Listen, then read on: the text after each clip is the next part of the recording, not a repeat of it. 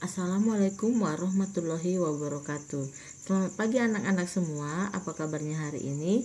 Ibu berharap kalian dalam keadaan baik-baik saja. Seperti biasa, sebelum memulai pembelajaran, ada baiknya berdoa dahulu dan jangan lupa melaksanakan semua tugas-tugas yang telah Ibu berikan. Dan kali ini kita sudah masuk ke pertemuan keempat, ya. Pertemuan keempat. Nah, di catatan itu seperti biasa buat hari Kamis dan buat tanggal, bulan, dan tahun dan pertemuan keberapa. Kemudian materinya masih di bab 1 yaitu kerajinan dengan submateri kerajinan bahan keras, proses produksi kerajinan bahan keras buatan. Nah, karena pada minggu lalu kita sudah belajar proses produksi kerajinan bahan keras alam.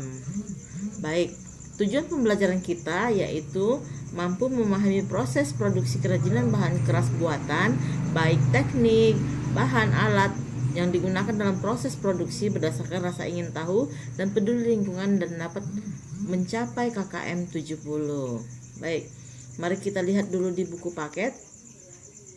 Oke, kita masuk kepada bab kerajinan bahan keras buatan, prosesnya ya. Proses membuat kerajinan bahan keras buatan. Kita lihat yang pertama di sini ada kerajinan kaca.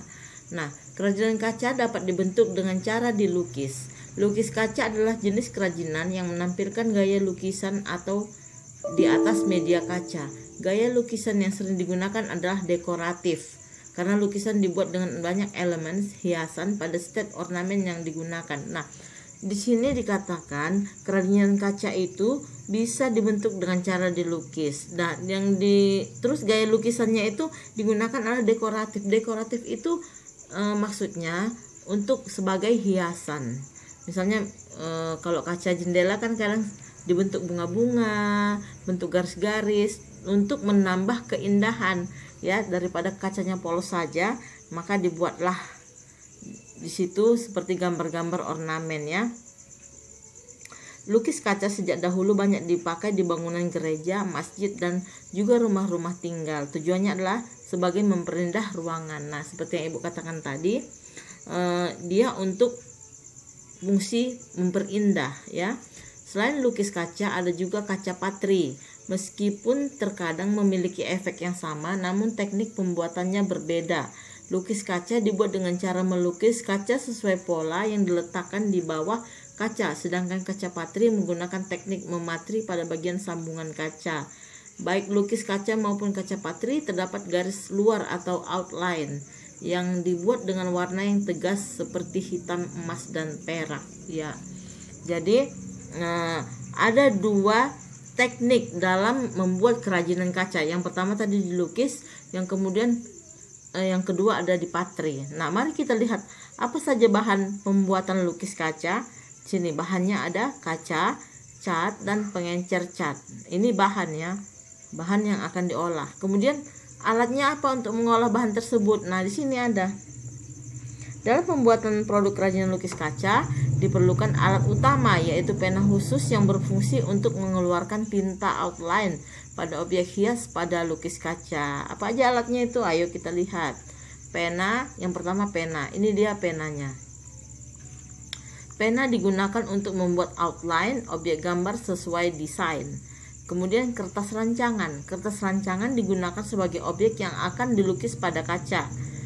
Apalagi pisau kertas. Ini kayak cutter ya nak. Pisau digunakan untuk mengerok gambar yang salah. Jadi kalau ada gambar yang kita tidak inginkan, misalnya ini kurang cantik, bisa dikerok dengan pisau kertas. Kemudian kuas. Kuas digunakan untuk mengecat. Kuas memiliki beberapa bentuk bulu atau rambutnya. Ada yang ujungnya terlihat rata dan ada yang terlihat lancip. Semua dipakai sesuai dengan kebutuhan saat melukis objeknya. Kemudian masuk pada alat meja. Meja digunakan untuk alas pembuatan hiasan lukis kaca. Diperlukan meja dengan permukaan rata. Dan yang terakhir ada lap. Lap digunakan untuk membersihkan sisa cat pada ujung pena atau pada kaca. Baik, itu tadi setelah bahan ada alat. Kemudian produknya apa? Kira-kira produk dari kaca. Contohnya ini ada lukisan gajah di atas awan. Nih, cantik kan? Ini dilukis di atas kaca. Kemudian ada pemandangan sunrise. Kemudian bunga pada botol, botolnya ini botol kaca. Kemudian ini bunga pada jendela. Nah, ini sering kita jumpai ya di rumah-rumah penduduk. Misalnya kacanya itu ada hiasan seperti bunga-bunga begini, ada yang tumbuh-tumbuhan atau gambar-gambar lain ya. Kemudian bagaimana prosesnya? Nah, di bawah ini ditampilkan proses pembuatan kerajinan lukis kaca.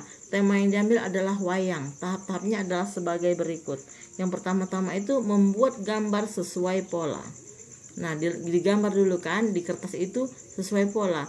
Menebalkan gambar dengan spidol. Taruh gambar di bawah kaca dan ditebalkan dengan pena. Kemudian memberi warna pada gambar dengan cat. Kemudian menutup seluruh permukaan kaca dengan cat. Dan yang terakhir lukisan kaca selesai dan dapat dibingkai.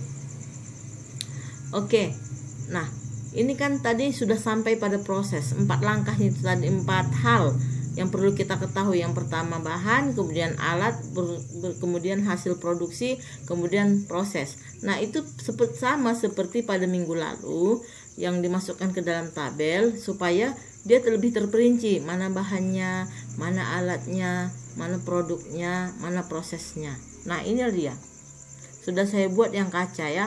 Kalau minggu lalu kan ada saya buat contohnya kayu, kemudian kamu menuliskan sendiri yang rotan dan bambu.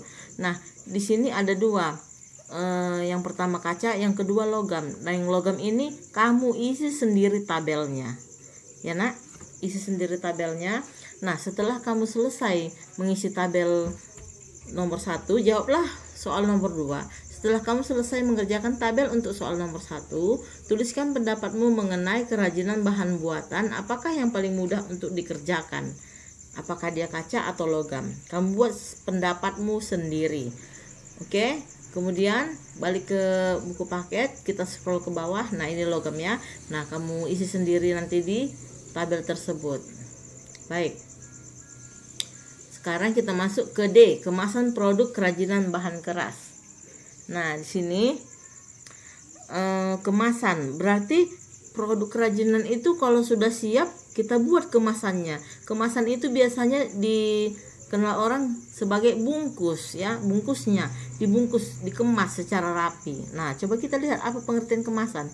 Kemasan secara umum dimaksudkan adalah sebagai bagian terluar yang membungkus suatu produk. Nah, dia sebagai bagian terluar yang membungkus suatu produk. Kemudian apa tujuan dibuat kemasan itu? Untuk melindungi produk dari cuaca. Iya, baik. Misalnya kita membuat sebuah kerajinan dari bahan kayu atau dari bahan kaca misalnya kan. Membuat kerajinan dari kayu ini misalnya rumah adat yang kecil itu. Kita buat dia di kotak mika supaya apa? Supaya dia tidak kena air, produk dari cuaca kan, misalnya musim hujan, ketika dibawa dia nggak basah, kemudian guncangan dan benturan-benturan, kemudian dia tidak berabu, luarnya aja berabu, jadi dalamnya tetap bersih.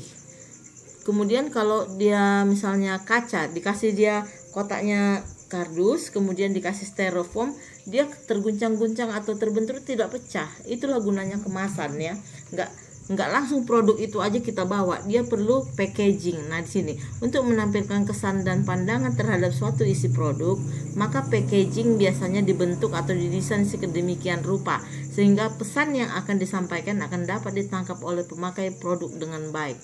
Nah di package itu dikemas ya, dikemas. Orang ada misalnya kalau souvenir itu dibuat cantik kemasannya biar supaya apa, menarik. Coba kalau kita misalnya pergi ke pesta pernikahan, kita pasti souvenirnya apa, cantik ya, di dalam ditaruh di kotak, dibentuk seperti apa sedemikian rupa supaya menarik gitu loh. Ini contohnya kemasan. Ada kemasan kerajinan bahan keras. A, kemasan bentuk hati. B, kemasan bentuk kotak persegi. Ini ya. Jadi setelah kamu baca tentang kemasan ini, coba dijawab soal nomor 3. Tuliskan pengertian kemasan dan tujuan dibuatnya sebuah kemasan. Oke. Nah, sekarang masuk ke E, berkarya kerajinan bahan keras. Nah, di sini ini akan kita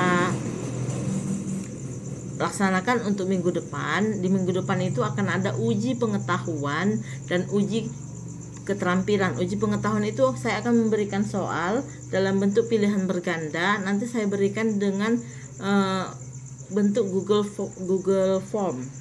Nanti kalian jawab, nanti saya bagikan linknya. Kemudian nanti untuk uji keterampilan ada penugasan yang saya suruh untuk kalian kerjakan ya. Jadi untuk pertemuan kali ini, pertemuan keempat ini adalah materi terakhir untuk bab 1.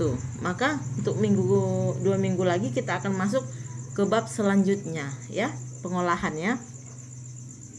Jadi di sini ada 4 soal yang harus kamu kerjakan. Yang pertama, buatlah tabel proses produksi bahan kerajinan keras buatan. Yang kemudian kedua, setelah kamu selesai mengerjakan tabel untuk soal nomor 1, tuliskan pendapatmu mengenai kerajinan bahan buatan apakah yang paling mudah untuk dikerjakan. Yang ketiga, tuliskan pengertian kemasan dan tujuan dibuatnya sebuah kemasan. Dan yang terakhir, seperti biasa, kamu refleksikan apa yang telah kamu pelajari pada pertemuan 4. Oke? Nah, sampai di sini. Jika ada yang tidak dimengerti, silahkan hubungi nomor WhatsApp pribadi saya untuk yang atau ada yang ingin kamu tanyakan atau ada yang ingin kamu sampaikan ya. Jadi nak, ibu meminta kalian tetap jaga kesehatan, jangan pergi kemana-mana kalau tidak penting sekali, tetap di rumah. Mari kita hambat perkembangan COVID-19 di kota kita supaya kita bisa masuk sekolah ya nak. Oke, akhir kata saya ucapkan terima kasih. Assalamualaikum, sampai jumpa.